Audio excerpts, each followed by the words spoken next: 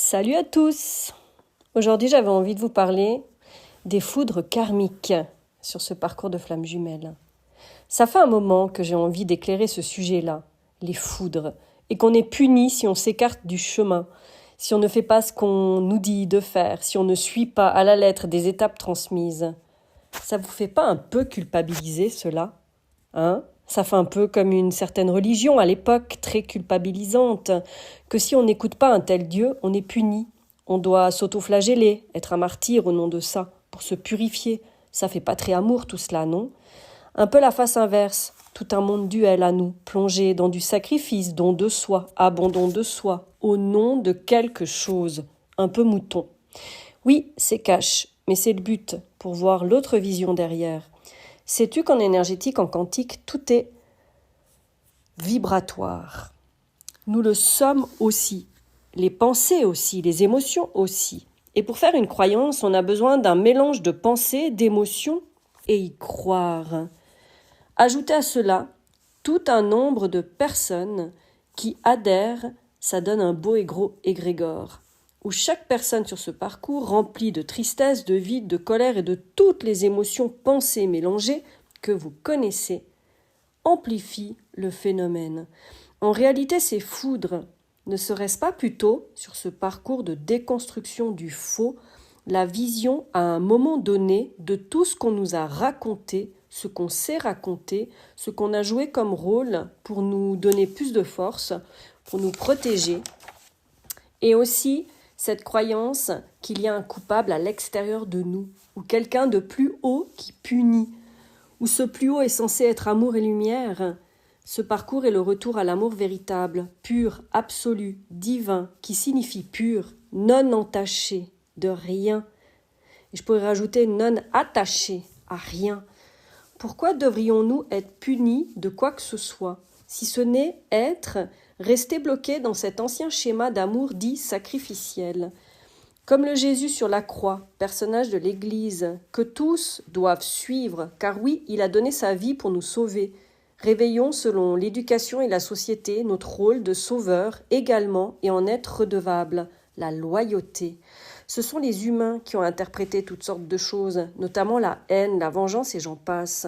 Je ne suis pas là pour faire polémique de quoi que ce soit, plutôt pour ramener dans ces lignes l'importance de l'amour, cette fréquence dénaturée. Si l'on pense qu'on sera puni en faisant telle action, on le sera. On crée exactement dans la matière, on projette nos pensées comme un rétroprojecteur sur un mur. Nous en sommes créateurs, enfermés dans l'astral, cet étage lié au corps émotionnel, notre chakra plexus solaire, où se loge aussi l'enfant intérieur et l'ego. C'est vraiment cette particularité qui nous sépare, qui nous divise en deux parts égales, la droite et la gauche. Donc qui est le pont aussi en notre monde intérieur et extérieur, les projections de nos croyances, de nos peurs, de nos désirs, cet espace cloîtré où dansent les conditionnements, les dogmes et tout ce qui constitue ce monde déformé. On en est les gardiens, en alimentant ce qu'on voit, ce qu'on entend, ce qu'on traduit par notre mental, relié à nos égos dysfonctionnels. Grand lien avec nos enfants blessés d'ailleurs. Libérés à un moment donné, on sort de là. On estompe le brouillard qui parasite nos pensées, qui alimente cet état de suiveur.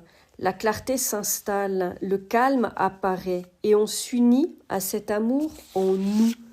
Ce feu qui nous anime, cette étincelle de vie qui reprend, nous élève et nous plonge de plus en plus vers notre véritable nous. On se détache de plus en plus à ses qu'en dira-t-on, à ses croyances.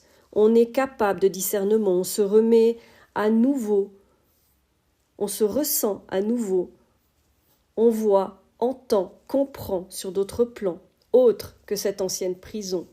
C'était cela l'enfer en réalité. Oui, cet enfermement qui nous ment, nous éloigne de nous, et ceci depuis des lustres, et je dirais peut-être même à la création de la croyance que Dieu est en dehors de nous. Petite info qui ne rentre absolument pas dans toute forme de religion, mais plutôt dans cette appellation Dieu. Le D qui vient de l'unité et qui veut dire être relié par l'unité, avec 3 éléments, la matière, la spiritualité et le divin, c'est-à-dire le lien avec la source universelle, celle qui nous guide depuis toujours, reliée à notre source originelle, en nous. Fin de la parenthèse par rapport à ça. J'étais un peu obligée de parler de cela pour parler des foudres karmiques qui sont allouées à Dieu, sous-entendu à l'Église, avec la petite histoire que je t'ai racontée. N'est-on pas sur ce parcours pour se détacher absolument de tout dogme aussi, faire preuve de discernement, discerner le faux du vrai, en sortir pour se connecter à quelque chose de pur qui ne se rattache à aucune histoire en lien avec une quelconque dualité ou blessure? Rappelez-vous ce qu'est l'unité du mot Dieu, qui unit ce qui est juste, qui unit l'autre, qui unit pour soi, qui unit pour l'unité et qui unit pour le collectif. Alors pourquoi devrions-nous continuer de penser, parler, faire tout en cherchant la séparation de tout ce qui existe, en commençant par il y a le runner, et je dirais même les runners, puis il y a les chasers, comme si c'était fixé à des personnes, et qui sont en réalité attitrés à des dysfonctionnements propres de comportements, d'attitudes, découlant de blessures d'enfants vécues et qui ont amené à des protections, des moyens de faire et d'être pour survivre, c'est-à-dire vivre en dehors de sa vie, de son véritable soi profond, vivre à côté, vivre en dehors, tous, sauf vivre pour de vrai, sans surjouer, sans contrôler, sans maîtriser, sans manipuler, sans dominer. Waouh, t'imagines la paix, l'harmonie et le gain de temps et d'énergie sans tout ça? Amener à cela, quand tu sors de tout cela, le cadeau, la paix du corps et de l'esprit. Pourquoi se triturer la face de j'ai fait faux, j'ai pas assez fait, je suis puni, j'ai pas réussi, j'ai fauté, bla bla bla bla. Vivre n'est pas justement essayer, se tromper, rater, tomber, se relever, recommencer, réussir, et ainsi de suite. Alors les foudres karmiques, j'ai envie de te dire, envoie paître cette croyance enfermante, culpabilisante. Il n'y a rien d'extérieur qui soit là pour te punir ou punir l'autre. On n'a pas à punir quelqu'un. On fait des choix qui essayent. Ça veut dire qu'on essaye. Mais c'est aussi et justement admettre sa responsabilité dans chaque acte, décision, action pris. Ces choses extérieures qui arrivent sont là aussi pour décider, choisir, dire stop, se positionner, s'affirmer, avancer vers plus de vérité et de clarté, de discernement, pour vivre du vrai et du concret, sortir de ce mental où tout se joue. Ouais, oui, où tout se joue, où tout se raconte, s'invente, se projette.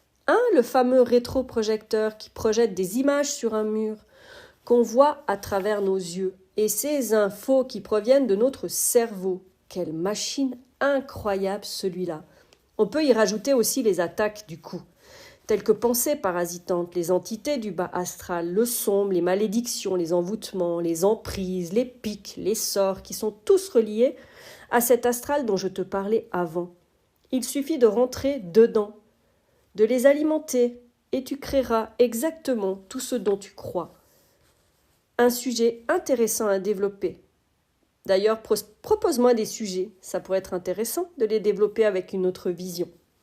Sur ce, je te souhaite une belle journée, et sortant de notre mental si magique et si enfermant en même temps, ouvrons-nous à une vision plus dégagée de notre entonnoir habituel. Utilisation à 5% de nos potentiels. Allons explorer ce 95% disponible. Oui, paraît que nos pensées ne sont pas toutes à nous. Tu trouveras sur ma chaîne 2 vidéos de soins guidés pour te libérer cette tête qui nous pourrit un peu trop la vie. À bientôt et merci pour l'écoute.